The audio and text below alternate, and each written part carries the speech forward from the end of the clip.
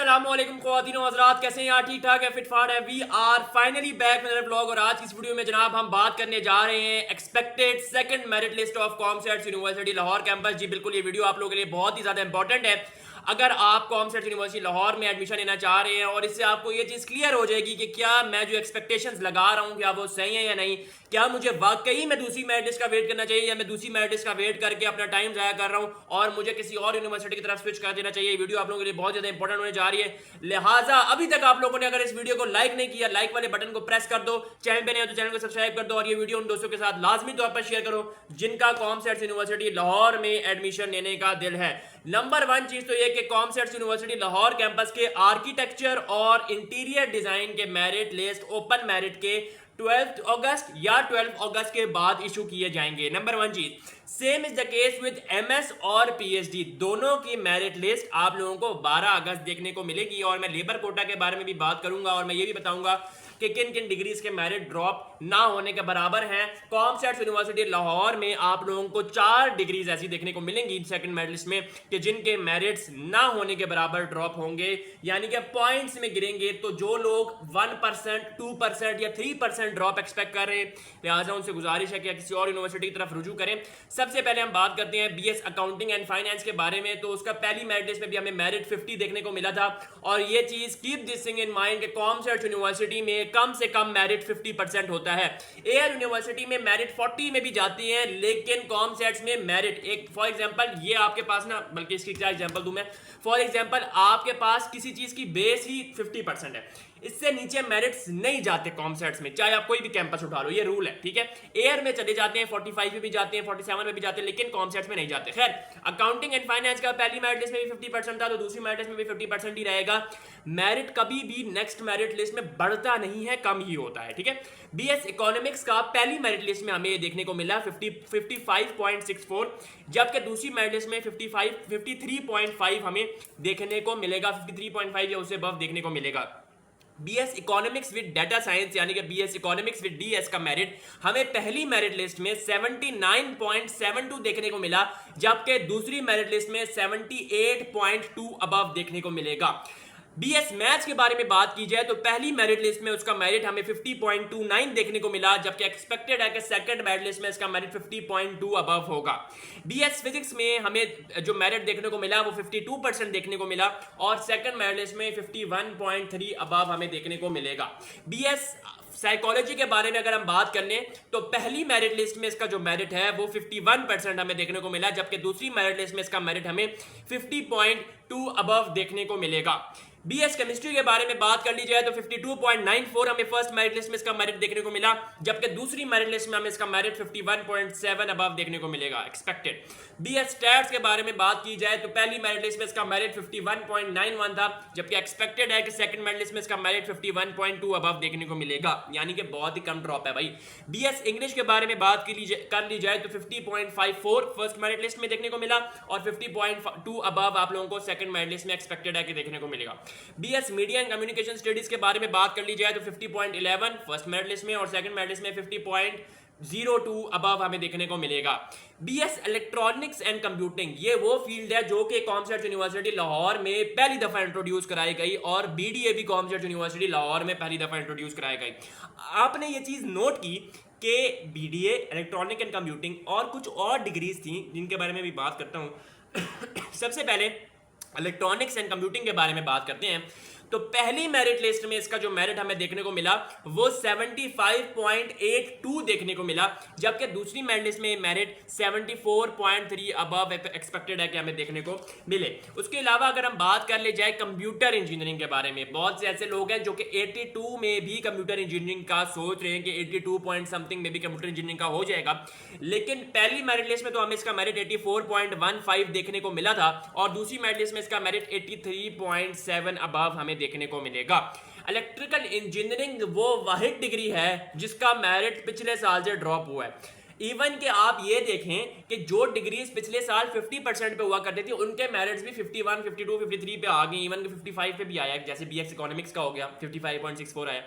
तो लेकिन electrical engineering का 79 था लास्ट, इस दफा 75 हुआ है, ड्रॉप हुआ है, लेकिन सेकंड मेरिट लिस्ट में ये हमें मेरिट 73 तक देखने को मिलेगा, एक्सपेक्टेड है। केमिकल इंजीनियरिंग के बारे में बात की जाए तो 53.55 पहली मेरिट लिस्ट में देखने को मिला और दूसरी मेरिट लिस्ट में 52.3 अबव हमें देखने को मिलेगा। अगर हम बात करें एसई के बारे में, मैं आप लोगों को ये चीज़ बता दूं कि जो डिमांडिंग डिग्रीज है, देखिए एआई तो यहाँ पर ऑफर की जाती नहीं है, जो चीज़ ऑफर की जाती है वो सीएस है, वो हमारे पास एसई है, वो हमारे पास इलेक्ट्रॉनिक्स एंड कंप्यूटिंग है, वो हमारे पास, अच्छा यहाँ पे मजे की बात साइबर भी नहीं ऑफर की जा रही, फॉर्म डी है, ठीक है, जिनके मेरिट्स आप समझिए अबव 80 हैं, ठीक है, 80 क्या 81 82 अबव है। सबसे पहले फॉर्म डी के बारे में बात कर लेते हैं। पहली मेरिट लिस्ट में इसका मेरिट हमें 82.87 देखने को मिला, जबकि दूसरी मेरिट लिस्ट में इसका मेरिट 82.1 अबव रहेगा, यानी कि 1% भी ड्रॉप बहुत मुश्किल है, इसकी बहुत ज़्यादा डिमांड है। नंबर 2 चीज़, अगर हम बात करें एसई के बारे में, पहली मेरिट लिस्ट में इसका मेरिट 86.89 देखने को मिला, दूसरी मेरिट लिस्ट में इसका मेरिट 86 में ही रहेगा, ये चीज़ आपको मैं बता रहा हूँ। Same is the case with CS में अभी मैं एंड में बड़ी इंपॉर्टेंट एक बात करता हूँ आप लोगों के साथ, एक ट्रिक भी है, इंपॉर्टेंट बात भी है।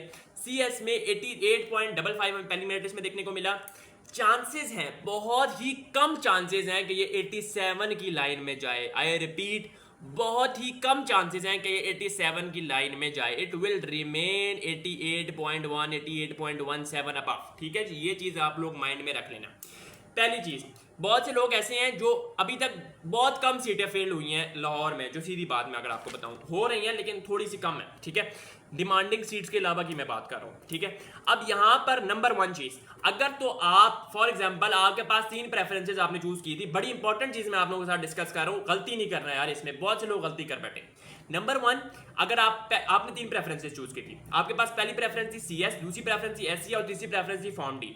आपका अभी फॉर्म डी में नाम आया है मेरिट के लिहाज से, क्योंकि आपका मेरिट फॉर एग्जांपल 83 बनना था, तो आपका फॉर्म डी में नाम आया। अगर आप ये चाहते हैं कि आप सेकंड मेरिट लिस्ट में कंसिडर किए जाएं, तो इसकी 2 कंडीशंस हैं।